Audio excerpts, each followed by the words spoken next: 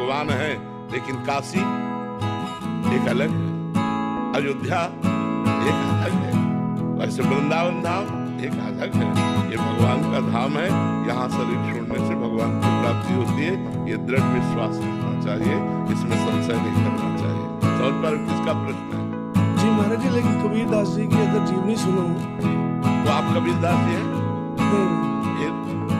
कबीरदास जी ने तो कहा कि अगर काशी में मरने से मुक्ति मिलती है, मैं मगहर में जाकर मरूंगा जहाँ मरने से नरक मिलता है। राम नाम मेरे रोम रोम में बसा हुआ है, मैं उसके प्रभाव से भगवान के धाम में जाऊंगा।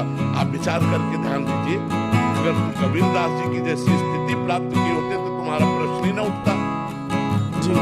तो हमें चाहिए कि महापुरुषों की स्थिति हम अपने ऊपर लाने की चेष्टा करें कि हम वैसा बने, लेकिन हम महापुरुष बन नहीं सकते। जो बचपन से सिद्ध रामानुरागी हैं, ऐसे सिद्ध महापुरुष हैं कि अग्नि के बीच में बैठा दिए गए। आसपास जैसे प्रहलाद जी को लकड़ियों से ढक दिया गया, ऐसे ही बादशाह ने कबीरदास जी को लकड़ियों से ढक दिया, आग लगा दिया, रोम नहीं झुलसा। भैया एक दिया सलाई लगा के देखो, अगर छाला न पड़ जाए तो मुझे बताना।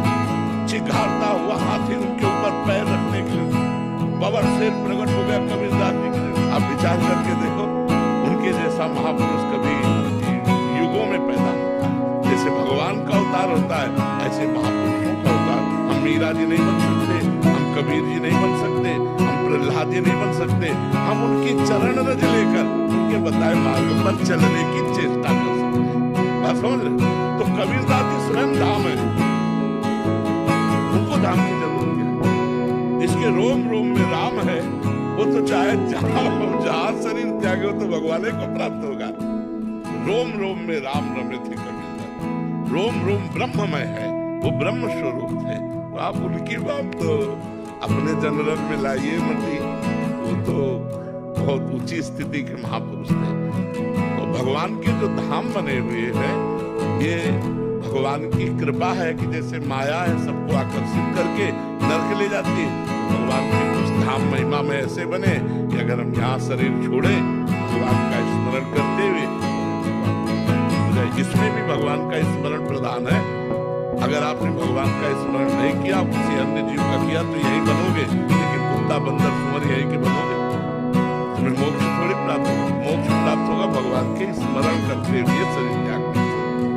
अंत समय में जो हमारी स्मृति होती है, वही हमारा काम करती है।